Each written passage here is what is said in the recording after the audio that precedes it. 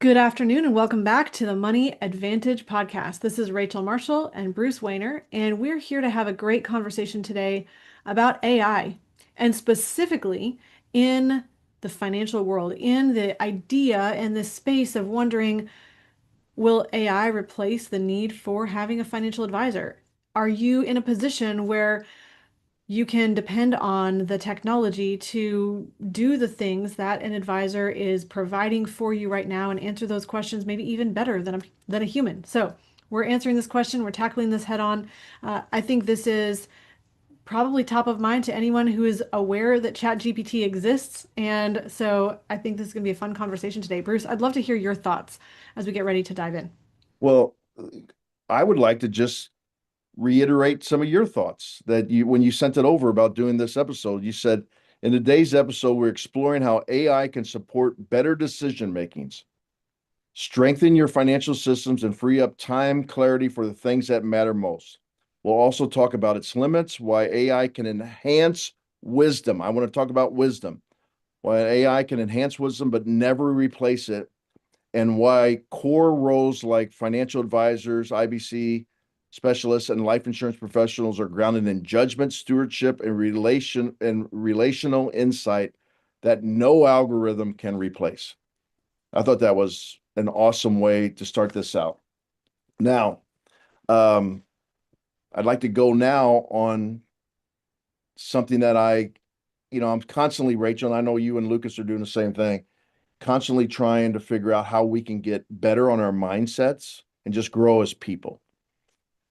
And I came across this, and we've had Flip the Gratitude Switch, Kevin Clayson. Kevin Clayson Yep. on. And, so I think about gratitude all the time. And I found this person, and he said, gratitude gives humility. Humility gives you kindness. Kindness gives you patience. Patience gives you understanding. Understanding gives you wisdom, and Mm. wisdom gives you gratitude. So, Wow. so I don't want to break down each one of those things, but I was thinking as I was reading your thoughts is I've been over 6,000 meetings, and I am not a numbers person in a meeting. Um, every time I tend to drift that way, I feel like it's becoming more and more impersonal.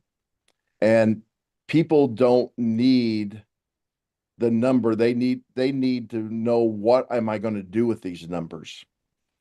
And because the world is so complicated, both emotionally, the leaders of the world, whether they're a government, whether they're business, whether they're social justice leaders, whatever leaders you're talking about, they are leading, most of them are leading from an emotional spot, trying to either make their lives better, which is Hmm. not necessarily for everybody else, or trying to make other people's lives better.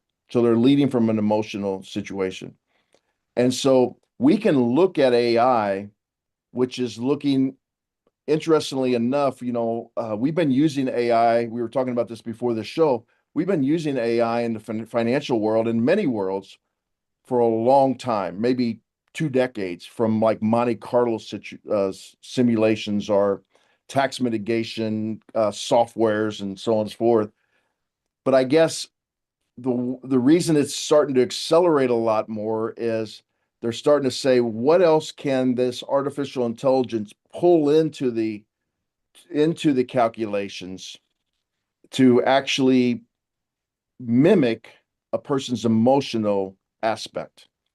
Well, the first thing that I've noticed using it, and I've adopted it, I actually have three platforms that I've actually pay a monthly subscription to, because they all have a little bit different way that they do things. And what I've noticed is that they're out there on the internet learning, but they don't necessarily in the early stages know what is actually the right things that they're learning, and what are things that seem to be right just because a lot of people are saying them. So example, there are certain inalienable rights or truths that we have um, in this universe, and there's also some universal truths that we have as far as how we treat people. But there's also some things that appear to be truths because they're just repeated over and over and over by people that AI doesn't know that they're not truth, but they think they're truth because they see it so often in their research of the internet. And I've seen this and I've challenged, and this is a little what the spooky thing is occasionally with with the AI bots is you challenge them and say, I think you're wrong with your assertion because this is actually something that is just out there, but it's not the truth. It's just what people keep repeating. And they actually, Rachel, the response will be, thank you for bringing that to my attention, like they're human. And now I see what you're talking about. So yes, I'm going to change the way I look at this. So you're teaching it to be more of your thought process and your wisdom. Now, that's okay for me to do, but if a person's trying to do that with their own, how do they have the information or knowledge to actually challenge the artificial intelligence for their um, best processes in their financial life? Mm-hmm. They don't necessarily have those. And one of the things, even in my practice today, is I try to never say, "Oh, don't worry about it. This recovery will happen," or over a certain time period, this is average X amount of percent. I try to never say that because that person isn't feeling about what the next 20 years is going to happen. They're feeling what's going to happen right now. And that's what AI, I don't believe, is ever going to be able to do. Bruce, again, you've packed so much into that. I think just a few things I want to kind of point out and bring to the surface is that I think we are almost drowning in our world today with information, information overload. You can go on the internet, you can search information, you can you can Google something, you can pull it up on ChatGPT, you can ask it questions about let's keep it confined to the topic of money for this discussion today. You can ask it anything, and you will then be able to wonder, okay, is this someone's opinion? Is this a fact? Is this what I should do, or is it just what they did in their circumstance? Did Does this answer understand my emotions, my financial picture, my goals, my dreams, my challenges, my shortcomings, all of the things that I'm dealing with that are very human? And it can't possibly know all of that because it doesn't know you as a person. And I think we have a wisdom void. We have a knowledge overload or an information overload. But just because you can go look something up doesn't mean that you feel confident in making decisions because now there's 1,500 different opinions on this and different strategies and techniques. And well, how do you grow a business? Well, depends on who you ask because you have all the unsuccessful people telling you what they think is the answer, which are don't listen to any of them, but how are you going to know? And then you have all the successful people, well, they've been successful in their own way of doing things. So how do you know if that's going to apply to you? There's just so much that can be difficult to sift through. And I see that as much as technology booms and expands, the human soul, I guess it would be, is always longing for an actual human to understand them. And that's something that can never be replaced by technology. There's no technology that can have a relationship with you that is ultimately going to provide that counsel and direction and see you for who you are and be able to provide that guidance. So, Bruce, I think I think people are wise enough, smart enough, maybe I'll just use that word, smart enough, to probably not go straight to AI to ask it comprehensive financial planning questions. Like, here's all of my information. Tell me exactly how to move all of the money, which accounts to use. I think maybe somebody wouldn't do that, but maybe it would be tempting to say, hey, how do I pay off this loan faster? Or like small micro questions that might pop into ChatGPT and ask it as if you were searching for a recipe or as if you were searching for a small fact. And I think there's probably multiple different ways that somebody could use AI to try to do some of the work that normally you'd be leaning on a financial professional. What do you think that is looking like? What kinds of things do you think people are considering AI in terms of financial advising in that space? Well, the one thing that I think that it's very useful for right now is to find a lot of technical information in a very short period of time and then manipulate that technical information very easily for you instead of you setting up different calculators and calculations and formulas and so on and so forth.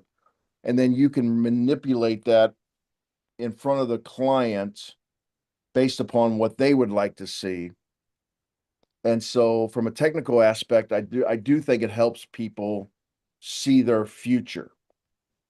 But just because it's from a technical aspect to help them see their future doesn't mean that now those numbers on the page doesn't change, or it may not change their emotional aspects into the future. I'll give you a great example. One of the things that has helped our practice a lot at E3 Wealth is whether you should do Roth conversions or not. And I don't want to get into this very really deeply, but a traditional IRA, you have not paid the taxes on, and so it's growing tax deferred, but eventually you're going to have to pay the taxes on it. And if you Roth convert, you pay the taxes now. You can convert some or all of it over a period of time, but then you get into a Roth IRA, which grows tax free, and you don't have to pay taxes when you know, take it out in the future. Well, one of the factors that determines mathematically whether you should do it or not is when you're going to die. So you have to tell me when you're going to die. So Rachel, when are you going to die? You're going to die at Well, 60. I hope it's at age 120, but I have no idea. Yeah. I mean, is it going to be at 65, 75, 85, 95, 105, 115? Tell me when it's going to die. Because if you tell me you're going to die at 85 and we're looking at your lifetime taxes paid, that will be a different number than if you die at 90. And it'll be a way different number if you die at 70. So mathematically, we can look at this and say, okay, Rachel, if you died at 70, this is how much taxes you would have paid over your lifetime. If you died at 85, this is how much tax you would have paid over your lifetime. And if you die at 90, this is how much tax. Oh, by the way, Rachel, that's if they keep the tax rates the same from this day when you're 40 to when you're 95 for 55 years. It's never happened before. Never. Hmm. Okay. They've Yeah. gone up, they've gone down. So that's another thing mathematically we can throw into there. Emotionally, now you might say to yourself, I don't even want to think about dying. People have a weird, and I think that's actually built into us innately. Because if we constantly thought about dying, then we would not be productive individuals. I was thinking about this with my Yeah. father. I saw my father on Sunday. He's 86 and he had some health issues for the first time basically in his life. He's had some health issues. And I didn't ask him this question, but the whole time I'm thinking, when I'm 86, am I going to be thinking to myself, do I have a month to live? Do I have a year to live? Do I have 5 years to live? Am I going to be programmed to think that? And I was thinking, should I ask my dad that question? Is he thinking this? And even if he is thinking this, does it change the way he lives his life, Mm. you know? Because I mean, frankly, I think about it. I'm going to turn 63 in about 3 months. I think completely differently now. Like, am I going to start thinking differently as I get closer and closer? Am I going to regret things about my life that I didn't do? Or am I going to be able to overcome that and say, hey, it's just this life. We have a everlasting life. So why am I worried about that? Um, but that, Yeah. that still doesn't take the fear away.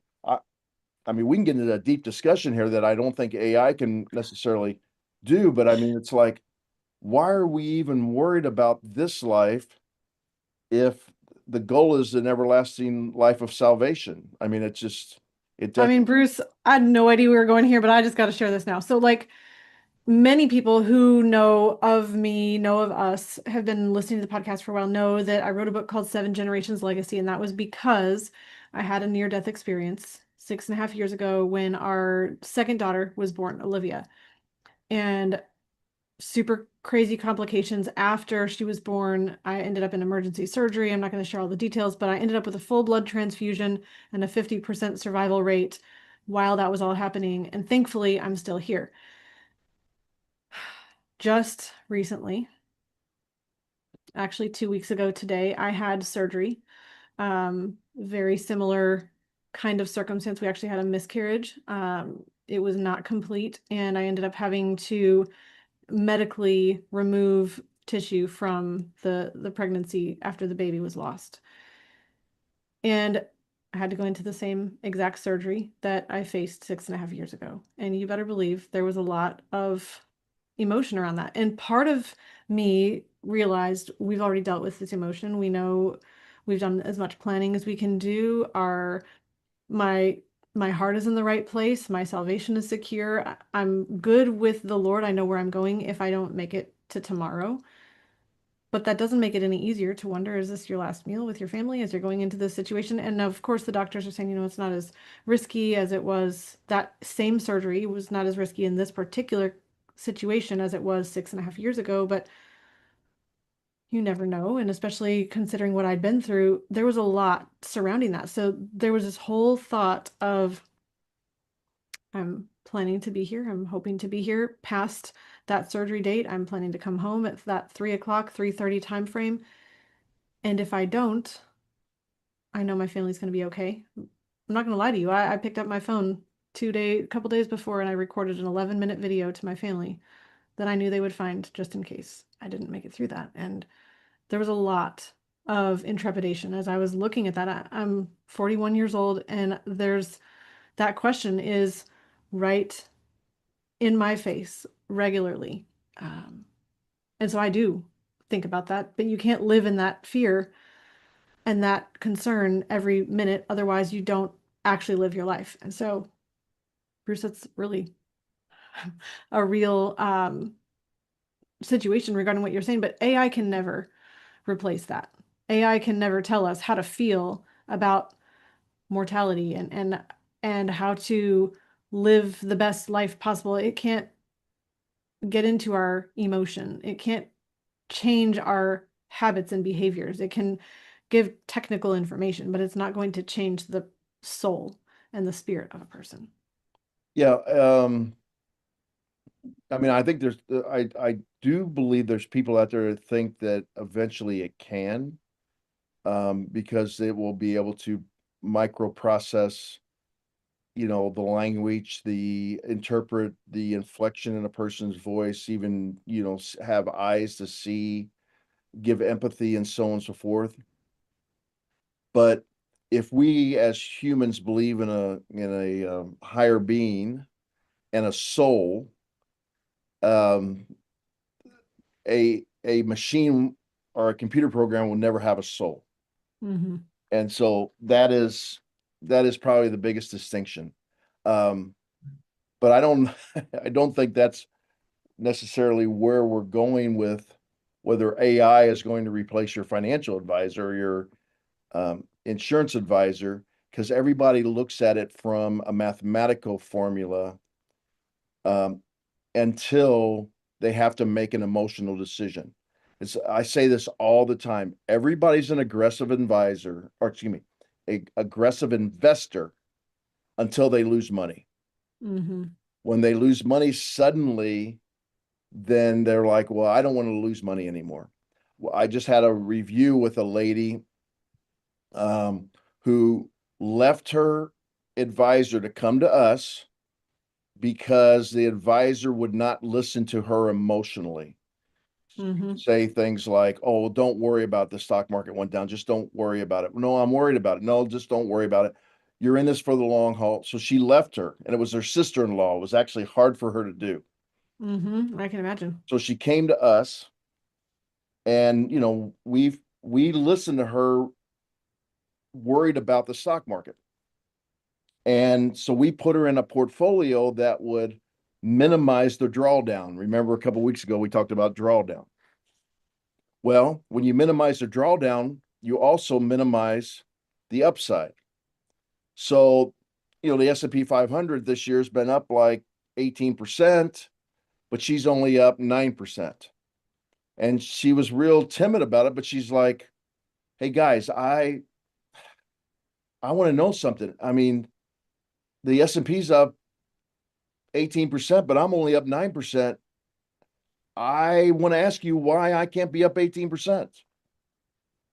And I'm like, "Well, can we go back to the original reason why you came over to us?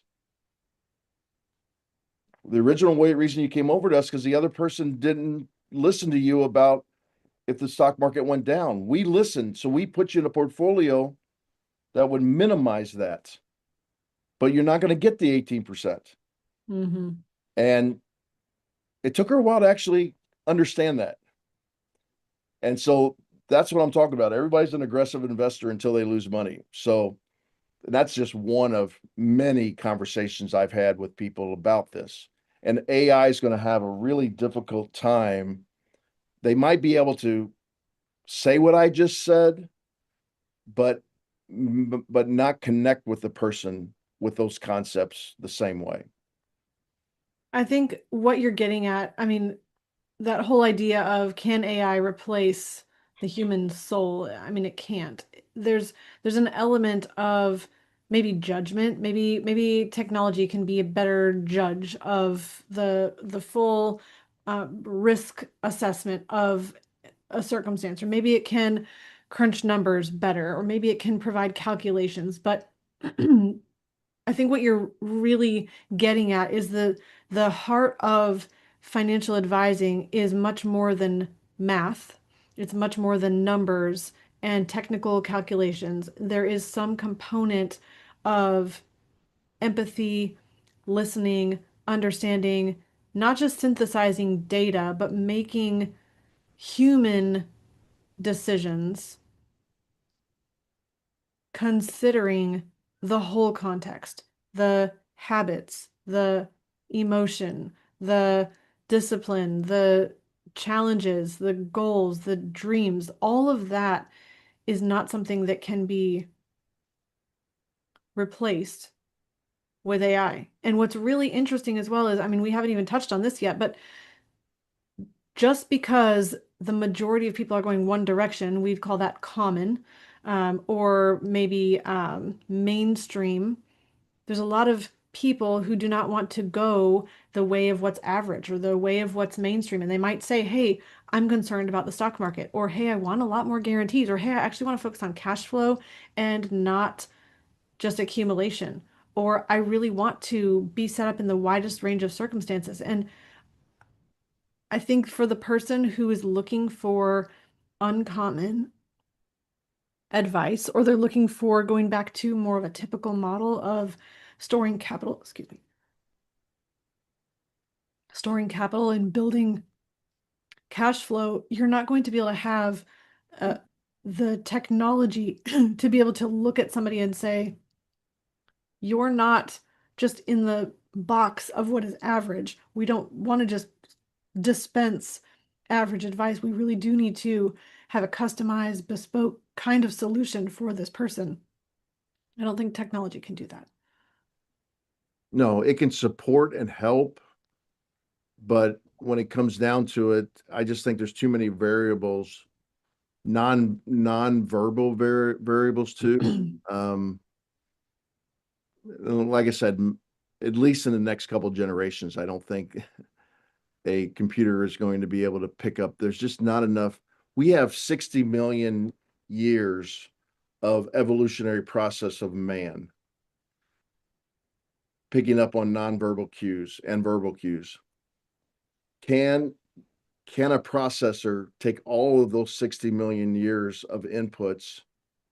And I mean, Rachel, you know this better than I do because I never had children. You have children. I mean, your children at a very young age are picking up on just your body movements, your facial expressions, your voice inflection, so on and so forth.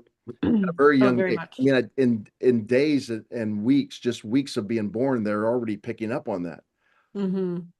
Well, that didn't happen because man developed for the last 20 years. That has an evolutionary process of 60 million years I of would, I changing. disagree that it's evolutionary in 60 million years. Just for the record, I'm not going to debate you on this, on this show, but I mean, I would say it's a couple, few thousand years from the creation to today. But at the same time, I think the point that you're getting at is that there's learning that has happened and that we are beings that can learn. It's not something that is instantaneous. Mhm. Yeah, yeah. Well, we can even use a couple of thousand years. Um, so that is the main difference. AI is going to enhance our lives, just like the steam train enhanced our lives. You're not old enough. I'm old enough to remember when the calculator came out in grade school in the early 70s, and everybody thought it was going to be the ruination of learning, and of society itself. They just thought it was the worst thing in the world. And we don't even think about calculators anymore.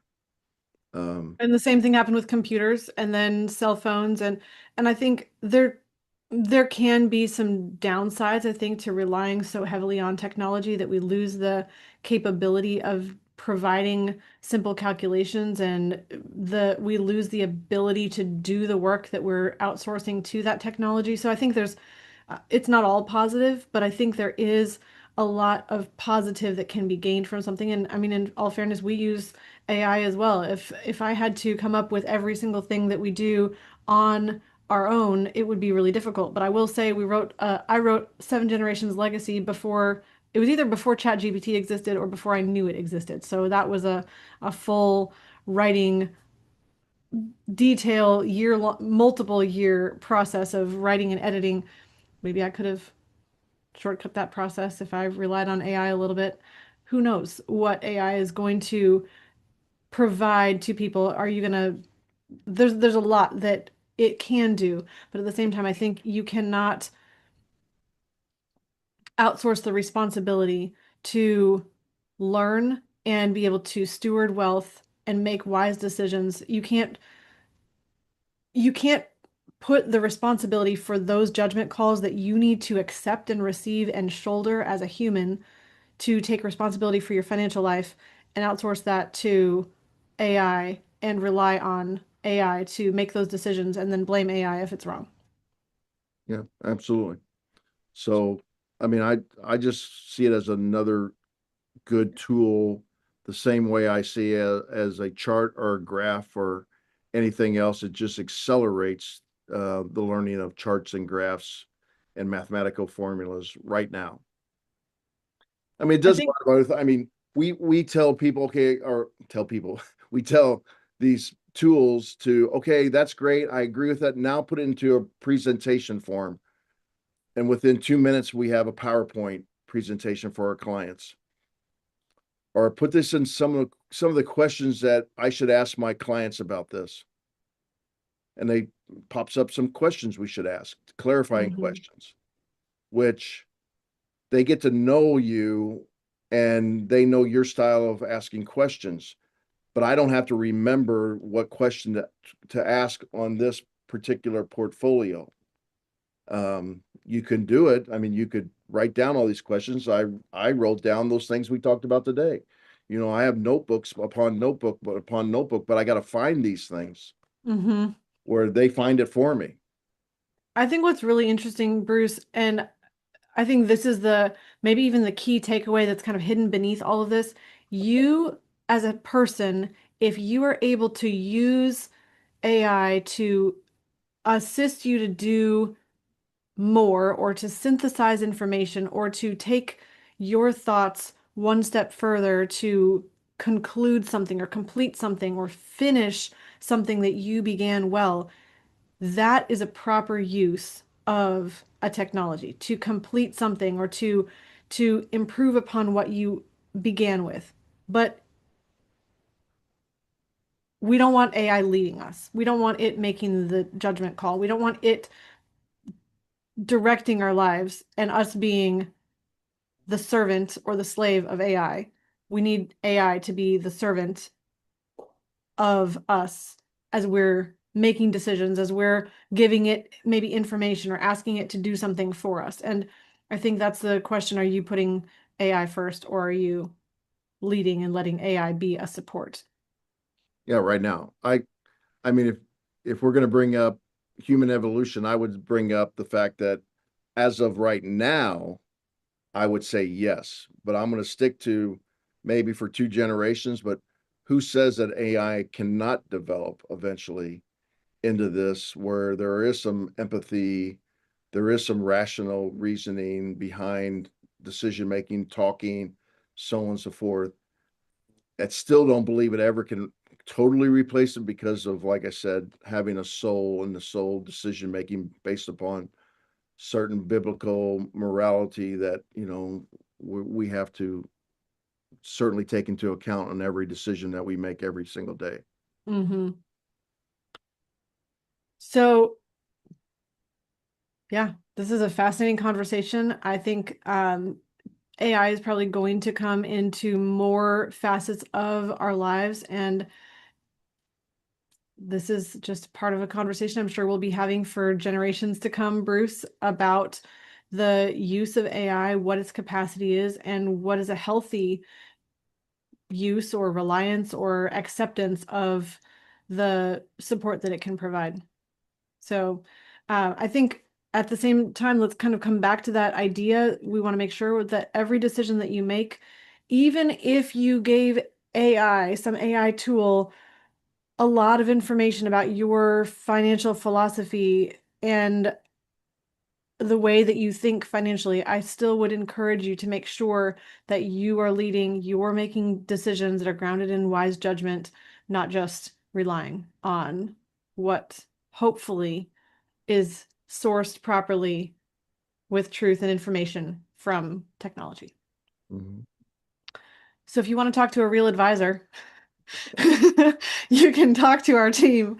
You can go to themoneyadvantage.com, and I promise they're irreplaceable because they will hear you and understand the heart of what decisions you're making financially and really what your desires are, not just the money and the math. Bruce, you said that really well, that when you let the numbers lead, that sometimes that can veer the conversation off from the main point and really trying to understand what the person is needing and supporting them and seeing that big picture is really valuable so that they can make the best decisions possible. So thank you so much for listening today. If you want to make the best financial choices and talk with an advisor about how to do that, we would love to support you to help you see the blind spots and be able to make the best decisions to optimize your financial life today and in the future. You can do that at themoneyadvantage.com. We look forward to talking with you. And in closing, please remember success leaves clues.